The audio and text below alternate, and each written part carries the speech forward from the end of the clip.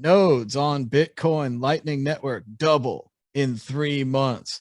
They said it couldn't happen. They got out their charts and they graphs and they told us that the Lightning Network could never grow. It could never grow at a rate fast enough to support all the users that would need. But meanwhile, the Lightning Network out of nowhere has doubled the amount of nodes in 3 months.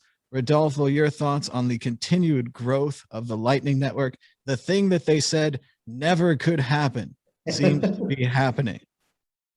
I think we are way short from what we need to be. Not actually in the size. I think we are scaling pretty cool, yes, but we're discussing about 1,800 Bitcoins. It's not even a whale. Yes, it's like a starting whale. But it's for small payments. So actually 1.8 of small payments is enough. It's not for moving millions of dollars, but yes, for small tradings and operations, yes. So I think it's a very good, it shows fairly well where we're heading to, yes, but we are way from the adoption I would expect. Yes, I've been using, when I can't say eventually platforms that I've been using because they're not sponsors here, yes, but I've been using one that allows me to create, when I was in US, I have no credit card.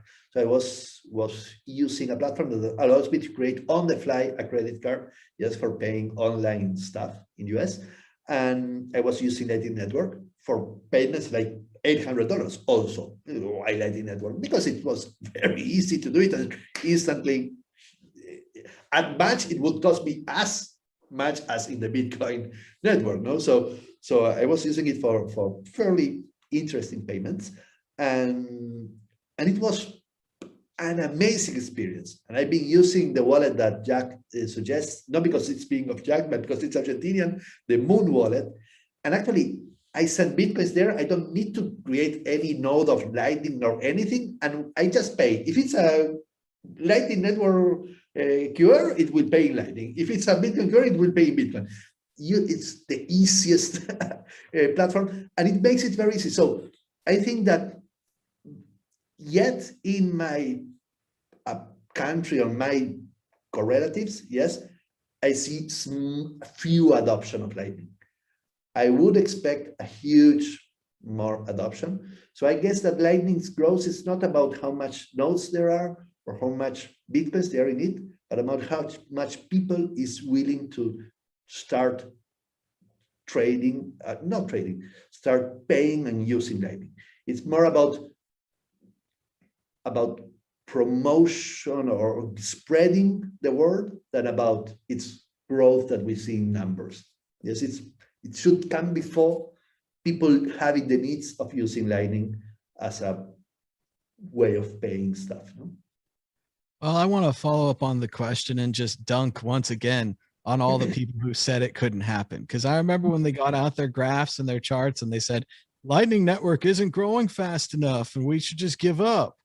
And they were wrong. It's growing. People are adding on new nodes. There was a great tweet this morning. I forget his name, but he's been tracking Lightning for a long time and setting up actual profitable nodes. And he said he was just able to make $30,000 this year, which, isn't a lot to him. And, is like half a salary to a lot of people in the US and such, but is a ton of money to someone in the developing world. And how the idea of making money running a Lightning node, you do have to configure it. There are options, there are things you have to know. It's not just plug and play, but it does seem to be possible, which is going to incentivize more nodes, which could lead to a mining situation where people have buildings full of nodes. I don't know where it ends, but the fact that people are being incentivized and that they're just choosing to add to the network for the good of the network continues to build this secondary layer on top of Bitcoin for small payments.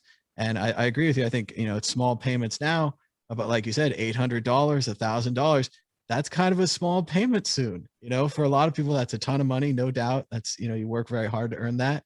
But for the Bitcoin network, for the kind of thing that we're building, that could be very small. And pretty soon small payments could be $10,000 or $100,000 or something like that. So we do have that in the future. Absolutely. Actually, it's not about the amount, because amount is related to the price of Bitcoin. It's about how many Satoshis are the fees to related to the amount. Because if we're saying, yes, I'm moving 0.001 and it's $1 million, okay, but if the fees, which are not related to dollars, are related to size and Satoshis per byte, yes, that's what I mean. It's relevant. 800 is not relevant for many, for several of us, yes, but 800 in the Bitcoin protocol having to pay $30, when 800 is a lot, yes. If so, it's not about how much money it is, but about how many sats is against the fee of the sats. And so it's not a, I think that's the issue.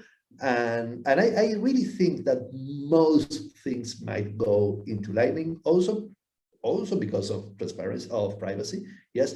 But when we were discussing nodes, eventually also nodes will need a KYC of, I don't know, fuck. Well, don't worry about that. We'll get to that when it happens. But yes, it's all about the Satoshis.